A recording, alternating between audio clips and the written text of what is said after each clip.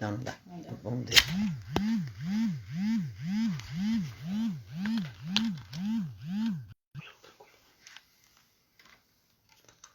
Opa! Depois de muito trabalho, estamos entrando ao vivo, pedimos desculpas, mas vou dizer para vocês, tá complicado. Marcelo Medeiros.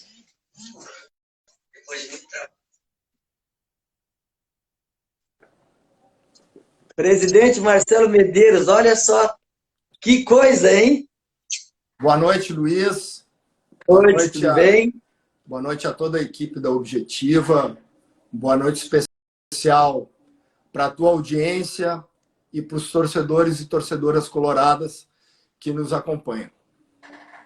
Bom, primeiro eu quero pedir desculpa por todo esse transtorno, deu uma confusão aqui, nós trocamos de 3 aparelhos para poder finalmente conseguir conectar com o senhor. Não sei o que estava acontecendo, mas peço desculpa. Também quero lhe agradecer, muito obrigado por atendido nosso convite. É um prazer conversar com o senhor. Sabemos da relevância de senhor dar o seu tempo para nós aqui, para o Objetivo, e para nossas pessoas que nos acompanham. Enfim, o que a gente quer aqui é bater um papo, falar um pouco sobre Marcelo Medeiros, falar um pouco também do Internacional, falar um pouco da vida em condomínio, enfim, bater um papo bem agradável. Mas eu tomei nota, foi difícil achar uma biografia sua, procurei, né? Enfim, mas aí eu olhei aqui, Marcelo Medeiros, vô, Afonso Paulo Feijó, presidente em 1945, aquele que fez o famoso rolo compressor. Aí, tio, Marcelo Feijó, nada mais, nada menos que bicampeão invicto brasileiro. Tricampeão. Tri. Aí o pai, nada mais, nada menos do que o Gilberto Medeiros, presidente de 86 e 87, além de ter sido diretor de futebol, vários cargos internacional. Aí eu olho, conselheiro, 28 anos, presidente. 28 anos, conselheiro. Na verdade, e aí foi diretor... Na verdade, são 32 anos como conselheiro.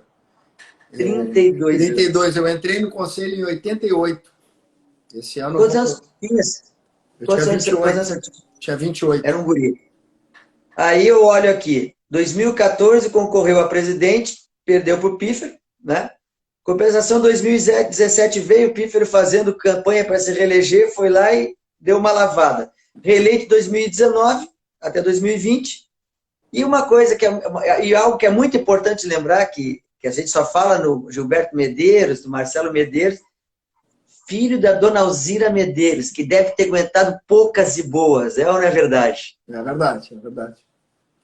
Me conta, como é que é isso? É uma história toda de Inter, é só Inter? Como é que é isso na tua vida?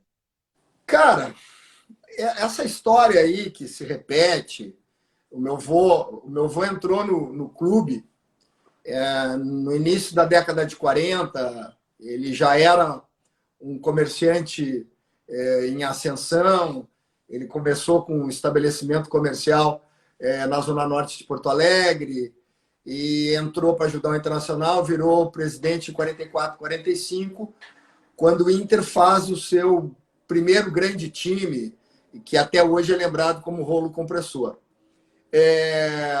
O pai e meu tio, eles cresceram juntos.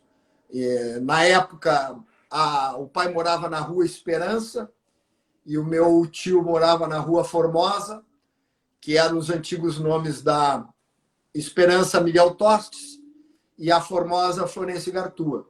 Então, eles conviviam ali naquelas imediações. Foi através do meu tio que o pai conheceu a mãe. E começaram a se dedicar ao Inter no início dos anos 60, no departamento jurídico, em 69, 67, 68, 69, já estavam no futebol. Naquela época, do início da montagem do time dos anos 70, eles eram os principais articuladores do futebol do Inter. O tio foi eleito presidente em 78 ou 79, no ano que nós conquistamos o tricampeonato invicto. E o pai, como o pai era procurador do Estado, ele preferiu se aposentar na vida pública para poder ter dedicação integral para o clube, embora ele fosse também fundador e diretor da clube, que foi a primeira empresa que coloca um patrocínio na nossa camiseta. E pegou o Inter numa dificuldade financeira muito grande, ficou famoso por uma das suas frases: eu vim para pagar títulos e não para conquistá-los, e termina a sua gestão vice-campeão brasileiro. Eu achava, quando na minha infância, que todo mundo tinha um presidente do Inter na família, porque eu achava isso a coisa mais natural do mundo. Não, mas tu tivesse 3, né? Até 4 quase, tu, né? Um é normal, tá? Ô, Marcelo, um é normal, mas 4? Eu costumo dizer que quem entende de futebol aqui em casa é a mãe, porque ela é filha, irmã, esposa e mãe de presidente. E o pior é que a mãe entende muito de futebol. Ela acompanha desde, assim, de ir a estádio, desde que eu e meu irmão eram criança, uma família com 2 filhos homens e um marido que se dedica ao internacional como meu pai se dedicou. Se ela não conhece o que nós estamos conversando, ela ia ficar à parte. Então ela começou a ouvir rádio, acompanhar a mídia esportiva e depois começou a adaptar também na formação da equipe. Tá, mas me conta uma coisa. A dona Alzira hoje continua torcendo pelo Inter ou é só torcer quando a família está envolvida? Não, tá louco? A mãe não tem ruim, ela. A mãe, ela não assiste muito na televisão porque ela fica muito nervosa. Ela é torcedora de rádio. Enquanto presidente, ela teve em alguns jogos, ela está com 83 anos, então tem que cuidar um pouco da saúde. Essa pandemia fez com que as pessoas idosas sofressem muito com o isolamento, com a falta de exercícios que ela fazia, como a hidroginástica, que ela não pode mais fazer. Então, ela sofre muito com o Internacional quando não está dando retorno. Sofria por ser mãe de presidente, porque nós pegamos o Inter para enfrentar uma Série B e fomos a primeira gestão que enfrentou uma pandemia no comando do clube. Então, foram 4 anos de extrema dificuldade, mas acho que a missão foi cumprida. O Internacional, por um detalhe, não foi campeão brasileiro. Fomos vice-campeões brasileiros em 2020, fomos vice-campeões da Copa do Brasil em 2019. Ao voltarmos da Série B, já conquistamos um 3º lugar do brasileiro e uma vaga direta para a Libertadores. E a gente hoje vê que a Série B é muito complicada, a dificuldade de um clube do tamanho do Cruzeiro, um clube que teve os problemas parecidos com aqueles que nós encontramos e não subiu no primeiro ano. E está patinando já, começou patinando. E começou esse ano patinando, né? Começou esse ano patinando também. Quando tu é um clube do tamanho do nosso e tu vai por uma série, uma divisão de acesso, assim, uma divisão que é o caminho para a Série A, tu é o clube a ser batido. Tanto que é um dado que a gente traz: todo adversário que nós enfrentamos na Série B, o jogo seguinte ele não conseguiu vencer. Porque tamanha o grau de... tamanha era a dedicação, tamanha era o envolvimento daqueles clubes que tinham ao jogar contra nós. E Marcelo, pode falar. Me dá licença. Eu via e acompanho futebol bastante, né? De todas. Continuo acompanhando Série A e Série B. Eu gosto muito de futebol. Eu via que para eles, até para os jogadores, era uma forma que eles utilizam para se promover, porque estão sendo vistos. A grande vitrine da Série B é o enfrentamento dos clubes que vieram da Série A. É ali que o jogador ele vai ter um destaque, vai ter uma transmissão para o Brasil inteiro, vai ser abordado em todos os canais de mídia esportiva. Então, são fatores que dificultaram. E a gente estava numa reta final liderando a competição E ali nos últimos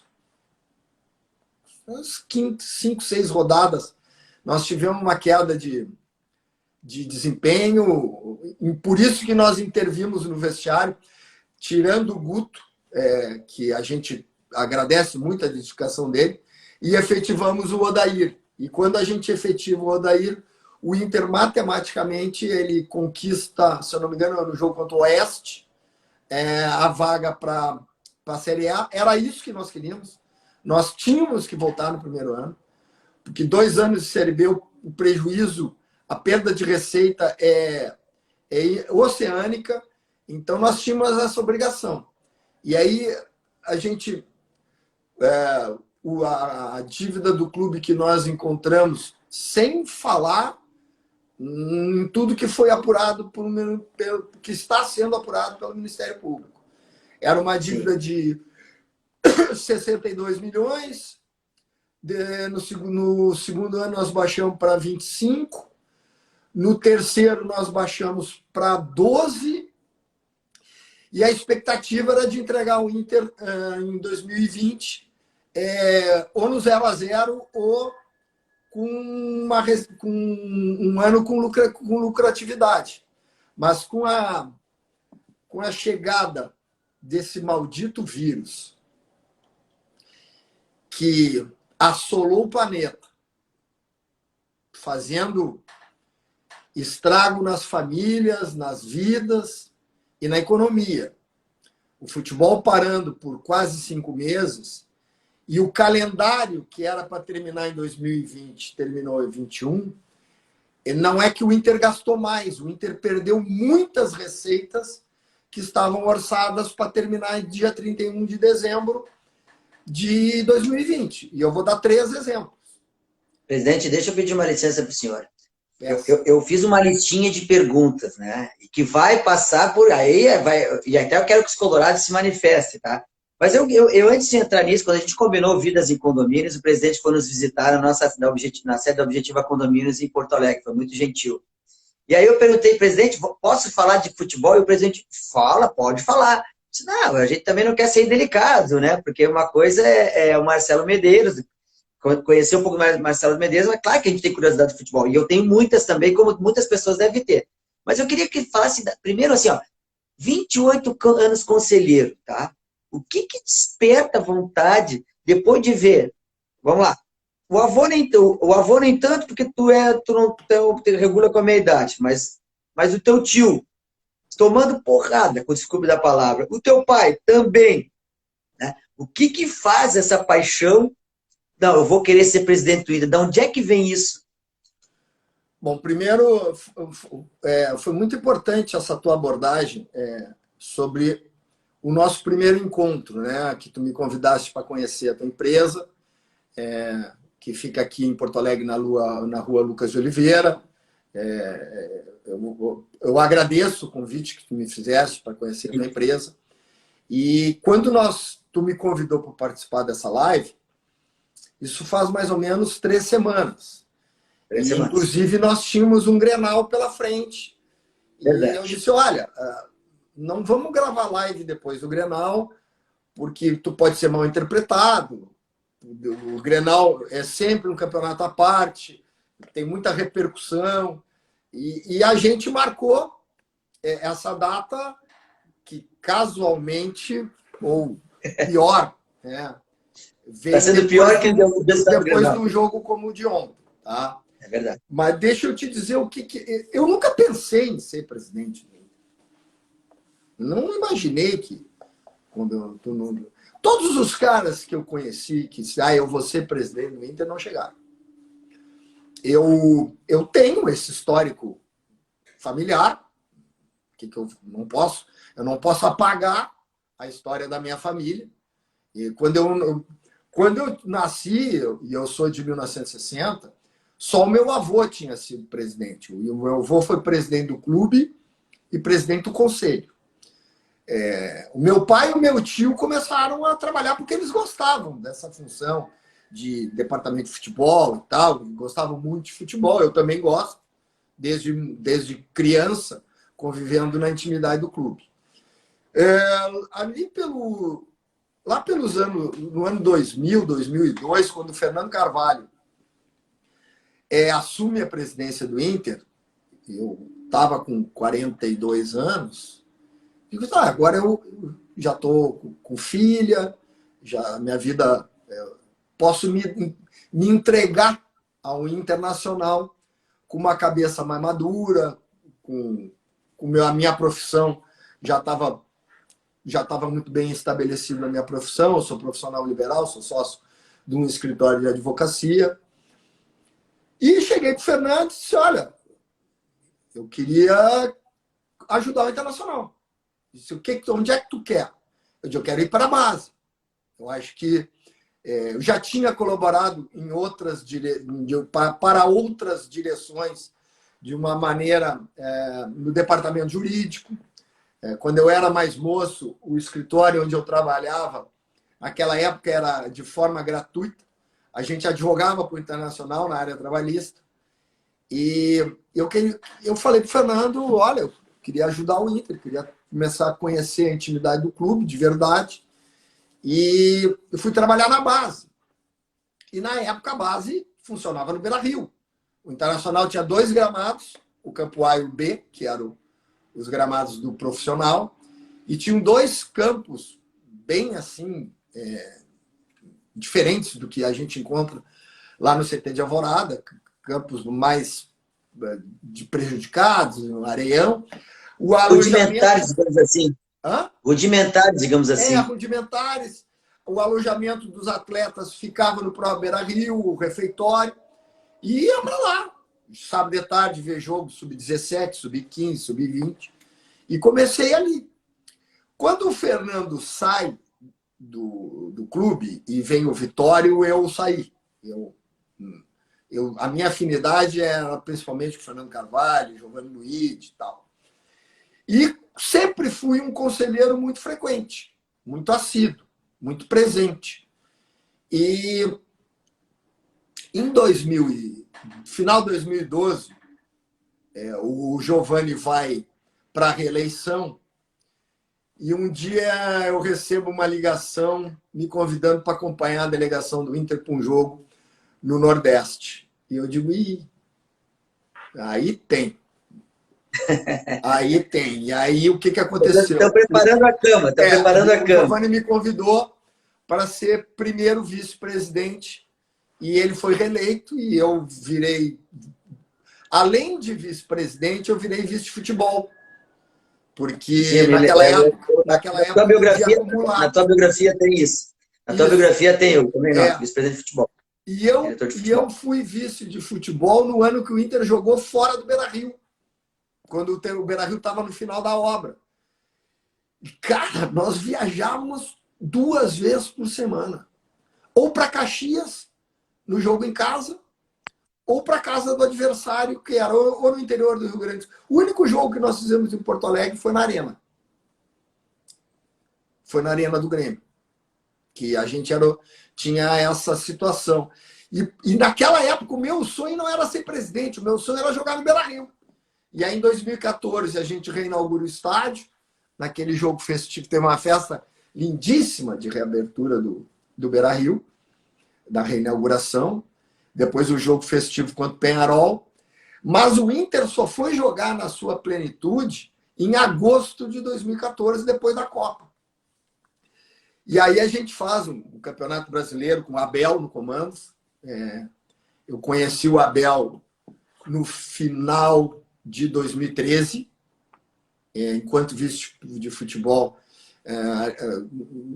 Foi num momento turbulento ali que o Dunga sai e vem o Klemer e a gente já começa a planejar 2014. Conheci o Abel, conheci o Cristiano Nunes, que era o nosso preparador no ano passado. E, cara, as coisas vão se desenhando. Eu não fugi da briga em 2014.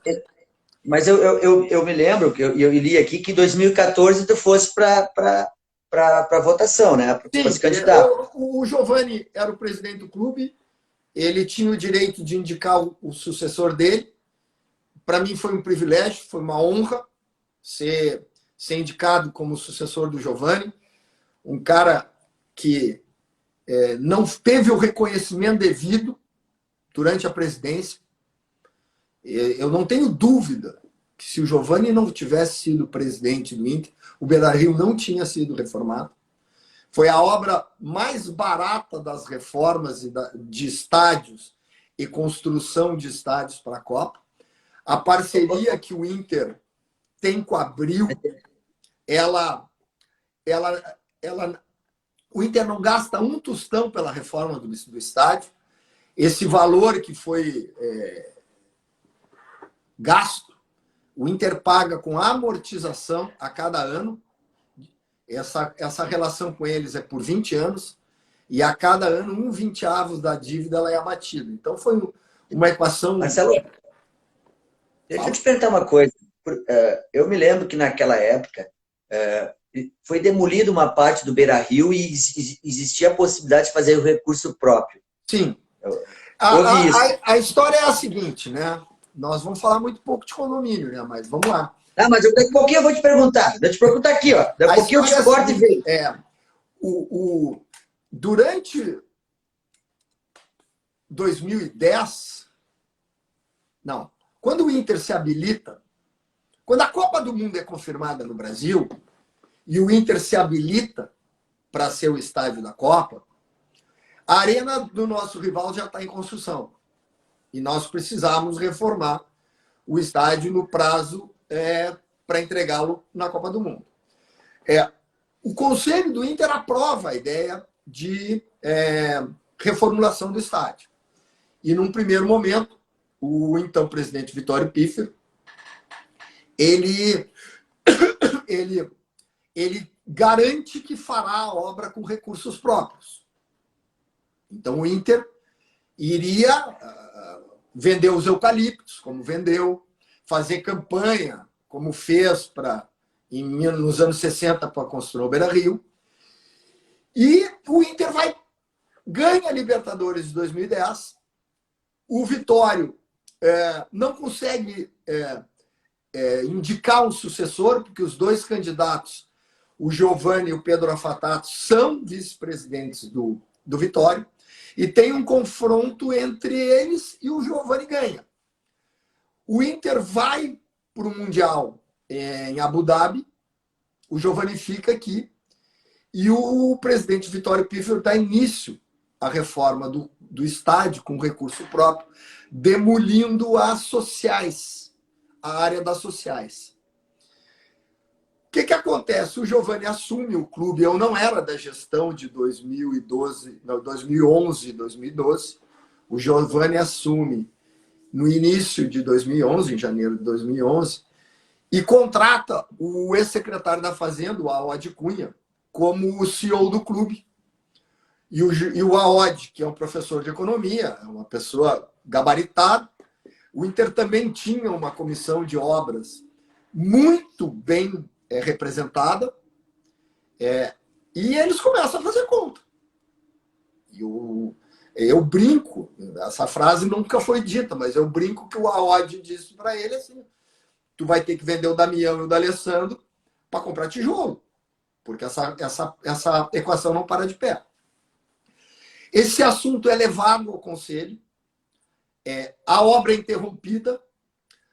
Depois de muito tempo, quase 200 dias de paralisação da obra, se constrói um modelo de reforma do estádio com a parceria de duas potências do mercado, a Andrade Gutierrez e o BTG Pactual, que formam uma empresa que é a Sabril, que tem o direito de explorar as áreas que o Beira-Rio não tinha. Ou seja, ele explora os camarotes. O Inter tinha suítes, agora tem um anel de camarotes. Ele explora esse anel dos camarotes, explora as lojas que estão no entorno, explora o edifício garagem, explora os skybox e aquela área de 4.000 cadeiras, mais ou menos, que tem ali embaixo das cadeiras perpétuas. Essa é a contrapartida que o clube entrega para Abril durante 20 anos Já se passou 7 anos. Que inaugurou o Beira-Rio, passa rápido.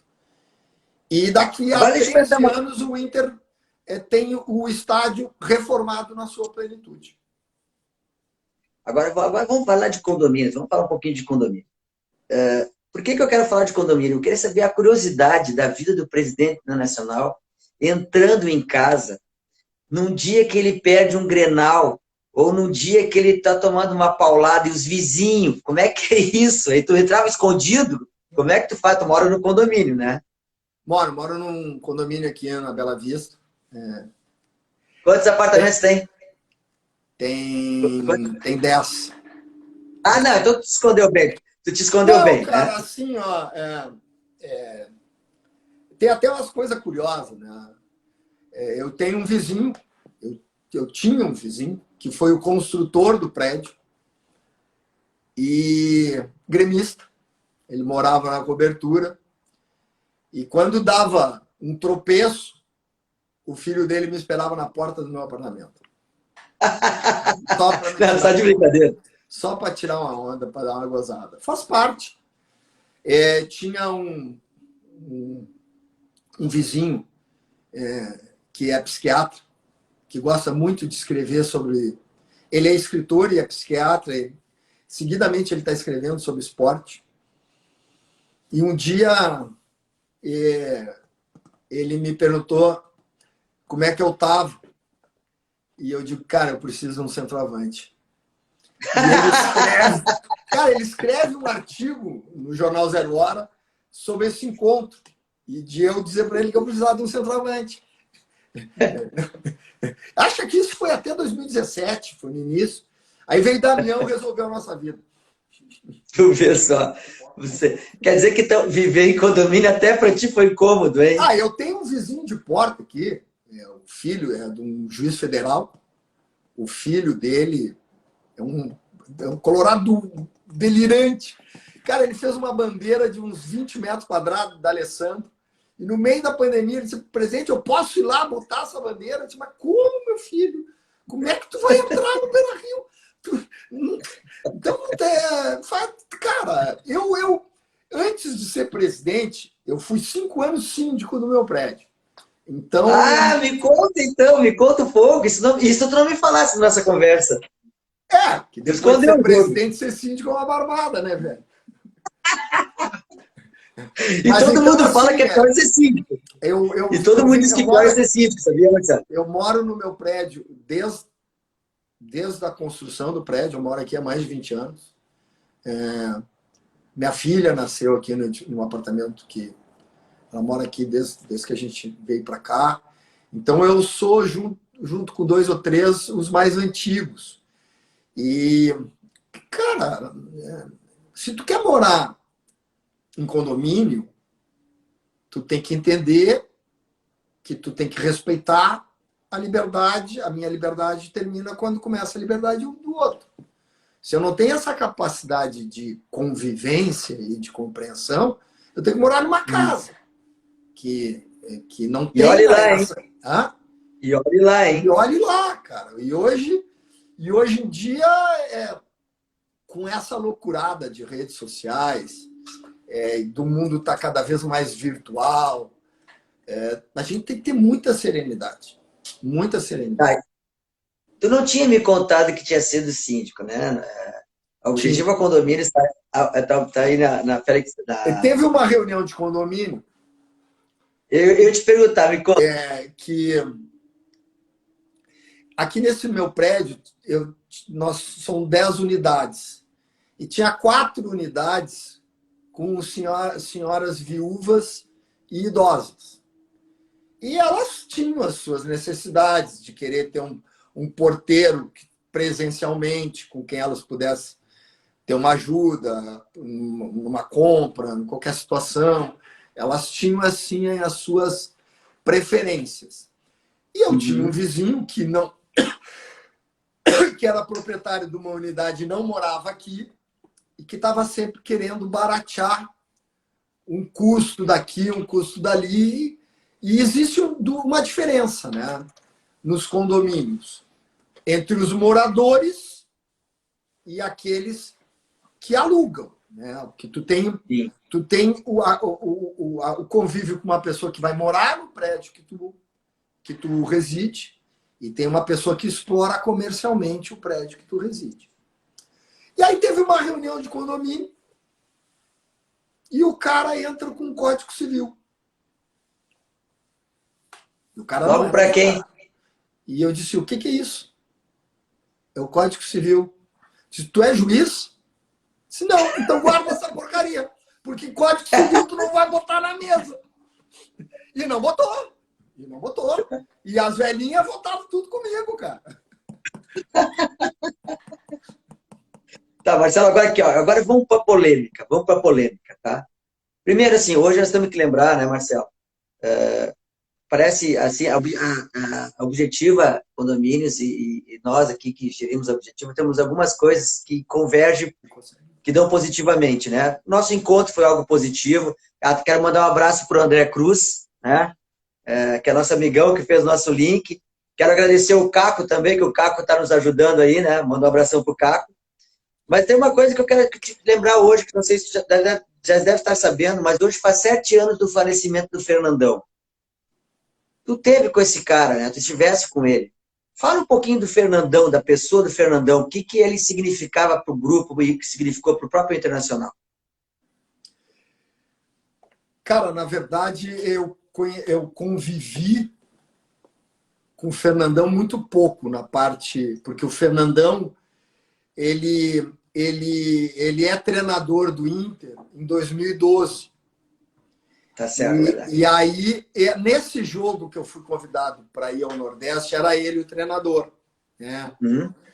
E, cara, a minha relação com o Fernandão é que nem a tua, cara. Ele era um ídolo para mim, ele era um jogador. Eu fui a Tóquio ver a final do Mundial. Na hora que o Fernandão machuca e sai com cãibra, e o índio com o nariz sangrando, o meu sócio vira para mim e diz assim, nem Deus nos ajuda mais. Eu disse, calma.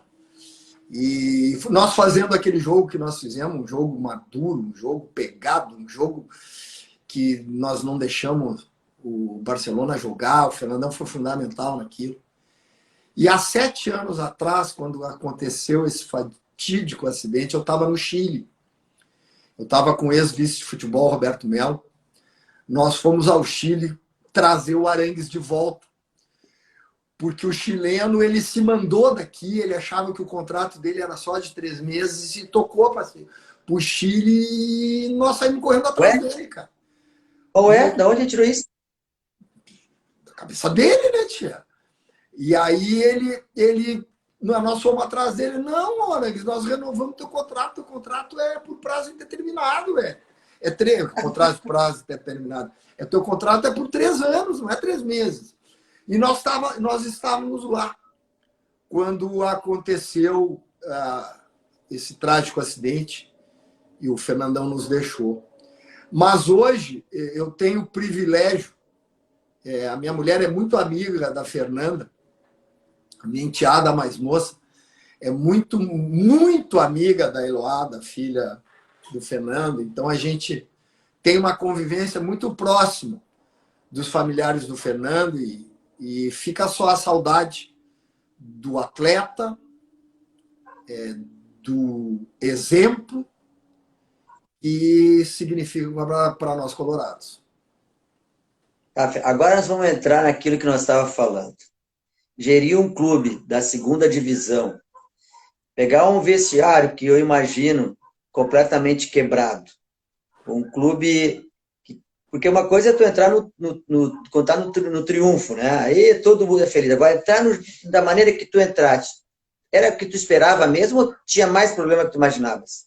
Tu falasse ali, como é que tu virou presidente com o teu pai, com o teu tio, teu avô, apanhando, corneteando? Meu velho, quando eles foram presidente não tinha celular, cara. Quando eles foram presidente não tinha rede social. A minha mãe, ela tem uma frase que ela diz assim: o teu pai passou por isso, tu tem que passar por isso também. Eu digo, mas mãe, o pai não passou com rede social. O pai não passou com Twitter. Ah, não interessa. Tu tem que aguentar. E aí, essa é uma diferença muito grande. O que eu quero te dizer com isso? Tu não vai atrás, as portas se abrem, tá? Para tu poder desenvolver esse trabalho. Como é que é a pergunta que tu me fez mesmo, que eu escapei a minha... Não, eu pergunto... o vestiário. Cara, essa como é que era? É assim, ó. Quando nós chegamos, os jogadores já me conheciam, né? Pelo 2013 e 2014. Aí eu volto em janeiro de 2017.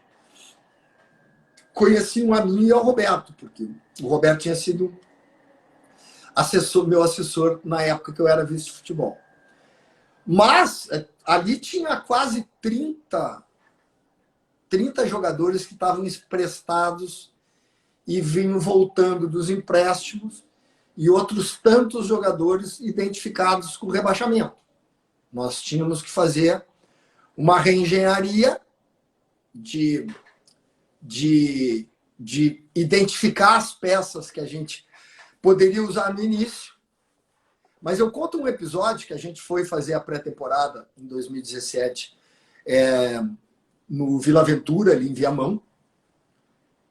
E, cara, os jogadores com semblante abatido, com a autoestima lá embaixo. Nós estamos fazendo um jogo treino com o Tubarão de Santa Catarina e estamos tomando um rodeão, cara. Estamos tomando um rodeão do Tubarão e o doutor Caputo olha para mim e diz: presidente, o senhor está branco. O senhor não está bem. Eu vou lhe tirar a pressão. E a minha pressão estava 19/16. Ali eu descobri que eu adquiri pressão alta nesse período. E a coisa mais difícil no início dessa caminhada foi a recuperação da autoestima do torcedor.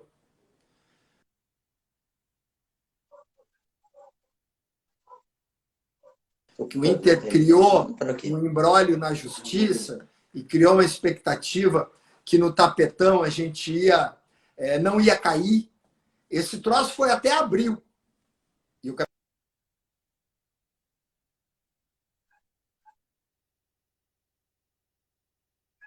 Marcelo, nós estamos com um problema de conexão. Não. Oi, Marcelo.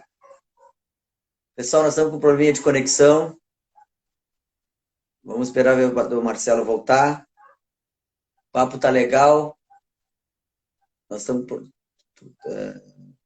Então, voltou. Oi, caiu. Eu vou chamar o Marcelo de novo, só um instantinho, pessoal. Vou chamar o Marcelo. Só um instantinho, o Marcelo saiu. Vamos chamar o presidente. Só um instantinho. Vou solicitar. Só um instantinho, está conectando, convidando o Marcelo. Caiu o problema de internet. Já estamos voltando, chamando ele novamente. Alô? Deu? Deu problema? Oi, tá me ouvindo? Tô. Deu problema na internet quando estava falando, ao menos para mim, aqui para o pessoal que está comigo, quando estava falando da autoestima dos jogadores. Não, a autoestima dos torcedores. Torcedores, perdão. Porque o torcedor queria sair da B em maio.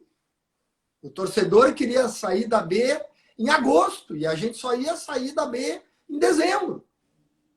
Então, essa foi uma angústia que a gente viveu. E a gente estreia na Série B metendo 3-0 no Londrina. E um jornalista de Porto Alegre vai dizer assim: nós vamos sair da série, o Inter sai da Série B 10 rodadas de antecedência. Ele deve estar nos vindo. Meu amigo Pedro Ernesto fez essa frase. Pá, eu queria matar o Pedro, cara. Teu patrocinado no programa. E não é assim que funciona. E aí, voltamos. Largou a batata quente pegando fogo no teu colo. Hein? Pô, voltamos. E aí... Mas, cara, o ano da pandemia foi muito pior, cara. Não, mas deixa eu só isso eu vou te perguntar e vou deixar para o final, porque eu tenho uma pergunta bombástica. Eu quero saber desse déficit de 90 milhões, mas tu não vai falar agora. Tá? Vou te pedir licença. Eu quero saber 9 minutos. Não, por quê? Tu já vai embora? Quer me abandonar? Não é até as 9, cara. Não, nós atrasamos um pouco, tu vai me dar uma tolerância. Tu quer que eu faça uma carta pedindo para uma tolerância ou tu quer acabar mesmo? Senão a gente não. Vamos lá. Não, eu queria saber aquilo que a gente está vendo hoje, que a gente está ouvindo hoje, que é o ambiente do clube. Né? Tu pegasse um clube na segunda divisão, como tu dissesse, o torcedor, e aí tu larga o clube no meio do campeonato, bem não digo, mas já com uma grande parte do campeonato andando, tá certo? E aí a gente pega e vê o Inter chegar em vice-campeão. E agora tu vê o semblante dos jogadores que tu tivesse contigo, né? Descaracterizado. O que tu diz disso? O que tu pode dizer para o torcedor colorado? Cara, assim, essa é a hora do dirigente, né? Essa é a hora do dirigente. A pior coisa que existe na vida de um presidente, de um vice de futebol, é trocar de treinador durante o calendário. O time cai de rendimento, o time, sabe, tem que fazer uma mudança de rumo. Esse ano, essa mudança de rumo, ela foi planejada. Ela estava planejada. E que eu acho que para essa mudança, tu fazer essa mudança de rumo sem uma pré-temporada, o que aconteceu? A pandemia, o ano passado, ela paralisa o futebol durante quase 5 meses, empurra todas as competições, as principais competições, para janeiro e fevereiro desse ano. Copa do Brasil, Libertadores e Brasileiro terminam em 2021. E não tem férias. Por que as férias são importantes? Porque o jogador, um grupo de atletas, tu tem isso na tua empresa. As pessoas têm isso em todo o segmento da atividade econômica.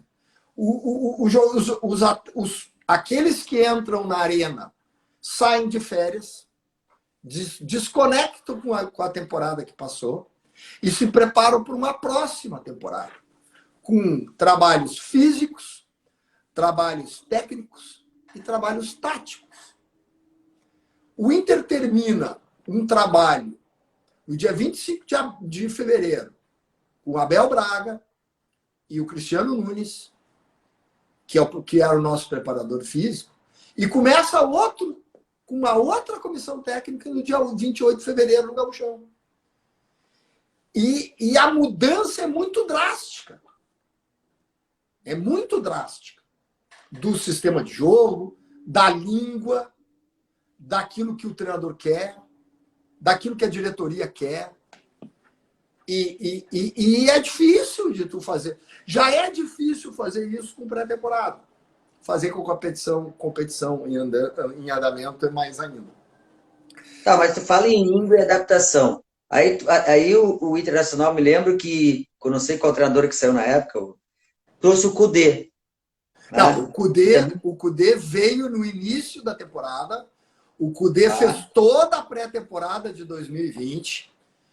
Os jogadores saíram de férias em 2019.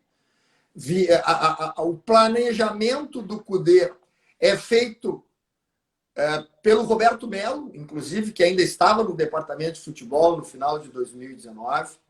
Era uma ideia nossa de que a gente tivesse que fazer alguma coisa diferente em 2020, no meu último ano de gestão. O Odair, até então, tinha sido o treinador mais longevo da história do Inter, desde o Minelli.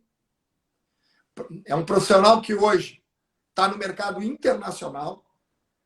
O crescimento do Odair como comandante da Casa Mata, ele é visível.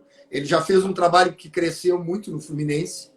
E é um profissional que estava ali, que o Inter teve uma queda de rendimento naquele final de 2019, depois do vice-campeonato da Copa do Brasil.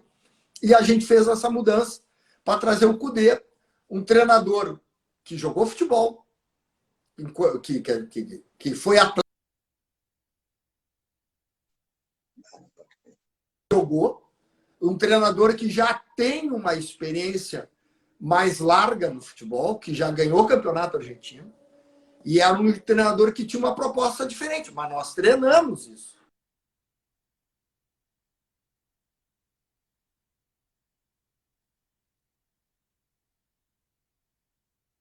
Então, com um problema de internet. O presidente está ali. Só um instante, acho que é um pouquinho de problema de sinal lá no presidente, na casa do presidente. Bom, esse é o Vidas em Condomínios, uma realização do Grupo Objetiva. Siga Objetiva Condomínios na @Objetiva Condomínio.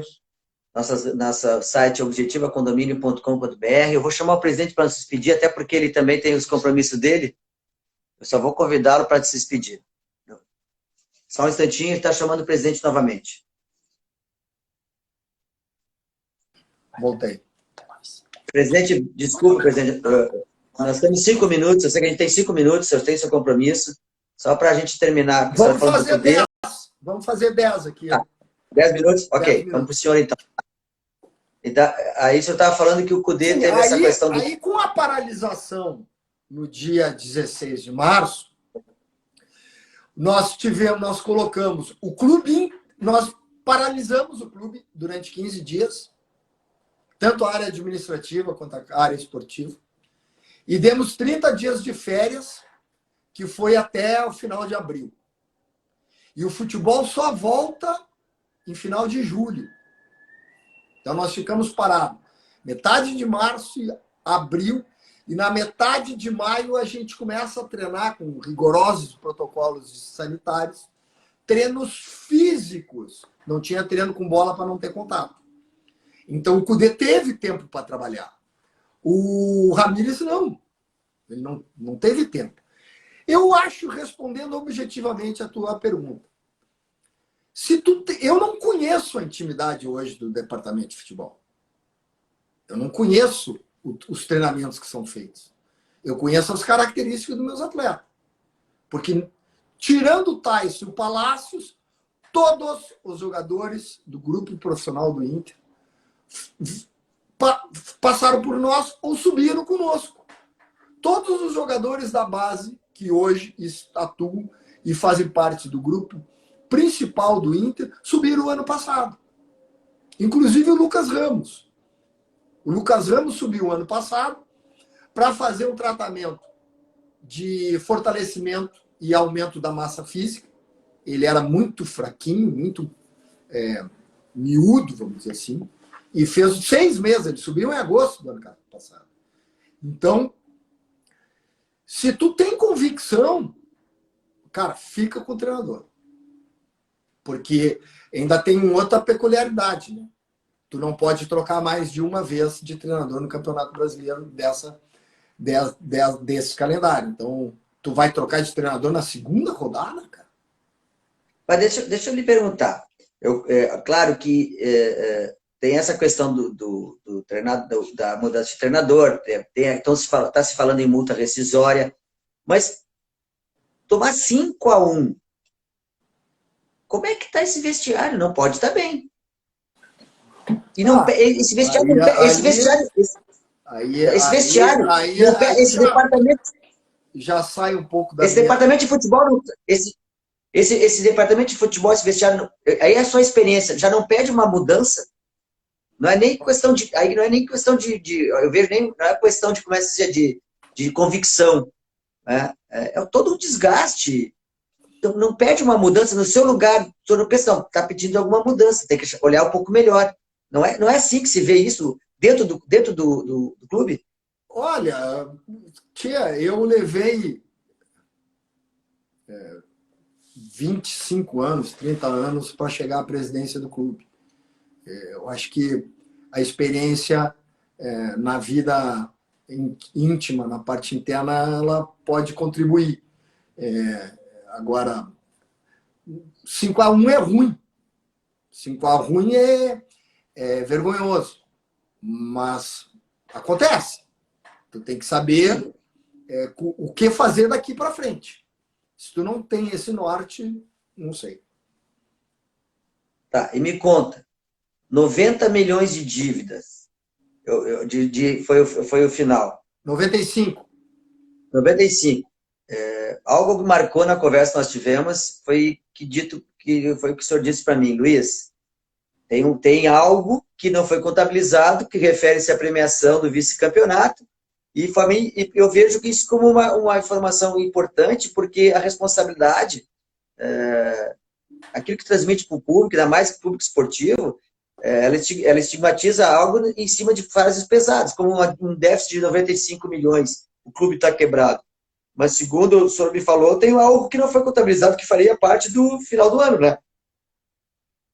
Assim, o Inter perdeu. O Inter não teve aumento de despesa. Bem pelo contrário. Em 2020, nós reduzimos muito a despesa.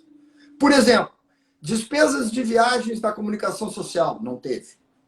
Despesas em operação de jogo, sem público, não tinha. O que o Inter perdeu o ano passado? Bilheteria. Cadê a receita da bilheteria de 2020? Desapareceu. Sabe quanto que o Inter perdeu de bilheteria o ano passado? 25 milhões. Isso, quando tu faz um orçamento, e tu como empresário tu sabe como é que funciona, tu pega lá em setembro de 2019 e tu faz o teu orçamento para 2020. Então, o que tem que estar contabilizado? Tais e tais e tais receitas que entraram no teu ano de 2019. Então, nós perdemos a receita de bilheteria. Sabe quanto que o Internacional ganhou por ter sido vice-campeão do Campeonato Brasileiro? Quase 30 Eu sei milhões. eu sei porque o senhor me contou. Quase 30 milhões de reais. Que entrou em fevereiro de 2021. Entrou no exercício da atual gestão. Dá mais 30, mais 25, 55. E mais quase 30 milhões de reais a televisão, ela paga da seguinte forma. É muito bom usar o teu canal para explicar como é que se recebe a verba da televisão. A verba da televisão é dividida assim. 30% é igual para todos os clubes. Então, o Inter, o Flamengo, o Fortaleza, o Bahia, o Atlético Paranaense e o Atlético Mineiro e o Santos ganham o mesmo valor durante 12 meses. Que 30% é fixo. 30% é pela tua audiência. Que tem ali uns critérios para ser oferida a tua audiência e tu vai recebendo ao longo desses 12 meses. E 40% da verba televisiva é pelo teu desempenho dentro de campo. Então, se o Inter ganha o Campeonato Brasileiro, ele pode ter uma verba de premiação que se aproxima dos clubes que têm maior audiência, que são Corinthians e Flamengo. O Inter perdeu 25 com bilheteria, 30 com a premiação da CBF e 30 com a televisão. 60 dá 85. Tanto que na semana que vem, tanto que o clube já publicou o trimestre, e esse valor aí de quase 60 milhões já está lançado na conta do clube. Deixa eu ver. Só que não fui eu que parei o futebol. Não é a gestão Marcelo Medeiros que transferiu o Campeonato Brasileiro 2021. É um cenário de pandemia. E eu costumo dizer uma coisa. o ano da pandemia, um repórter uma vez me fez uma pergunta. Presidente, o que foi mais difícil? A Série B ou a pandemia? A Série B não mata, cara. É verdade. A Série B, é vergonhoso, não é o nosso lugar, mas ela não mata, cara. O Brasil vai chegar ao final do mês com 500 mil mortes. Quantas pessoas perderam o emprego? É verdade. Quantos negócios fecharam? Quantas pessoas morreram? Quem é que está preparado para enfrentar um vírus que nem os médicos sabem como é que combate? Como é que tu vai enfrentar o segmento de turismo, de restaurante, de entretenimento? Como é que se faz isso? E outra coisa, né, presidente? E o futebol, além de tudo, o futebol, os valores são muito grandes, né? A gente não fala, não era que nem o jogador hoje, como em geral os profissionais, tem o seu preço. E o preço do tipo, a exigência de um clube que nem Grêmio Internacional, a exigência é muito grande, então não pode se trazer qualquer um. Tu tem contratos, então, tu tem contratos vigentes. Eu não posso demitir, mandar embora um jogador, porque a legislação não tem aviso prévio e 13º.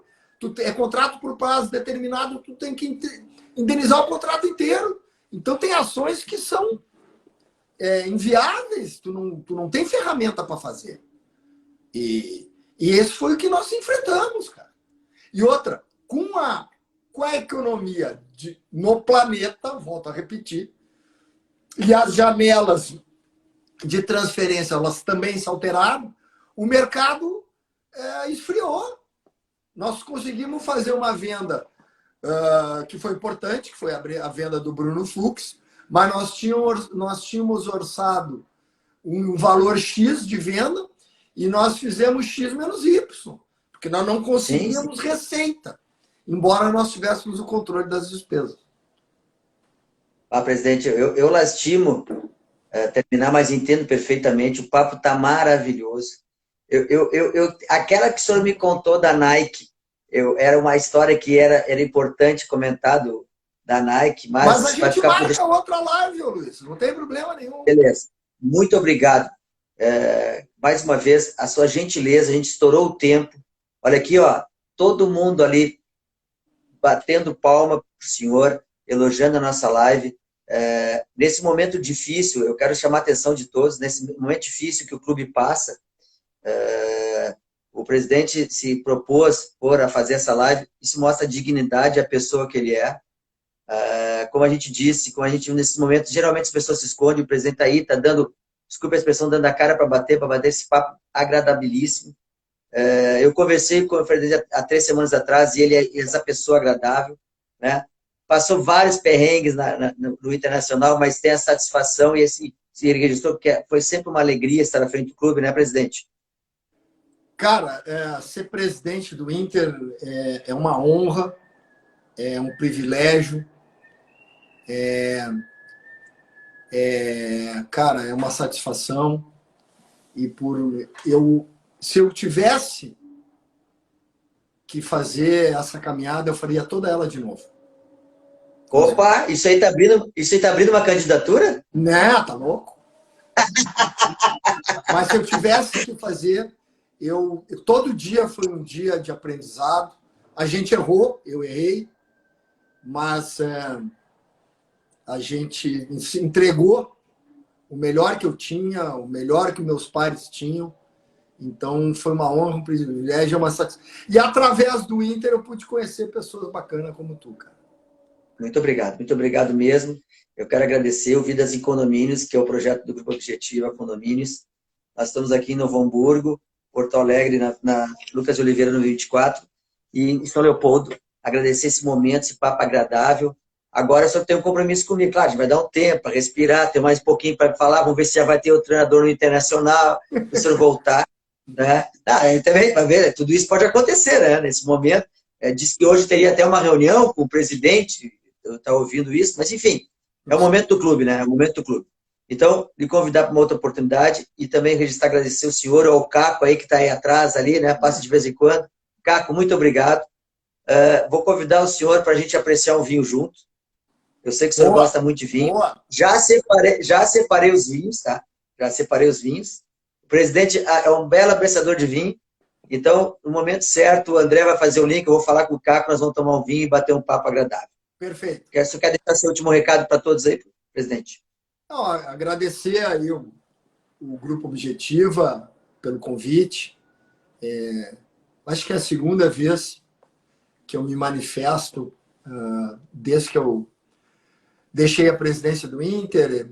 Acho que esse é um momento que eu tenho que ficar reservado, dar oportunidade para a atual gestão que ganhou as eleições de maneira democrática, de maneira legítima, tem todo o direito de fazer e as escolhas que entender que são melhores para o clube. A gente aqui tá torcendo. Eu, inclusive, há 2 semanas atrás, que eu achei que o nosso presidente estava sofrendo críticas muito contundentes.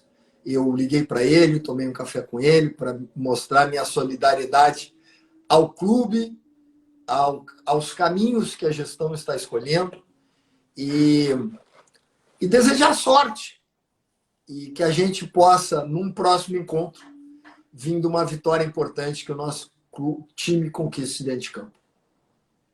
Olha só, essa frase foi muito bacana.